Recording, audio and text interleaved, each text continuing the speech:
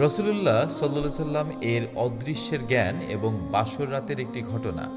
ছোট বালিকাদের প্রশংসা গীতিতে অতিশয়োক্তি সংশোধন করে নবীজি সাল্লাল্লাহু আলাইহি সাল্লাম যে শিক্ষা দিয়েছিলেন তার বর্ণনা পাওয়া যায় সহিহ আল বুখারী গ্রন্থে 4001 নম্বর হাদিসে। রুবাই বিনতু মুআজিজ রাদিয়াল্লাহু আনহু হতে বর্ণিত, আমার বাসর রাতের পরদিন সকালে নবী করিম সাল্লাল্লাহু আলাইহি সাল্লাম আমার নিকট এলেন এবং তুমি অর্থাৎ খালিদ ইবনু জাকওয়ান যেমন আমার কাছে বসে আছে ঠিক সেভাবে আমার পাশে আমার বিছানায় এসে বসলেন। তখন কয়েকজন ছোট বালিকা দফ বাজিয়ে বদরে নিহত শহীদ পিতাদের প্রশংসা গীতি আবৃত্তি করছিল। শেষে একটি বালিকা বলে উঠল, আমাদের মাঝে এমন একজন নবী আছেন যিনি জানেন আগামীকাল কি হবে। তখন নবী করিম সাল্লাল্লাহু আলাইহি সাল্লাম বললেন, এমন কথা বলবে না, বরং আগে যা বলেছিলে তাই বলো।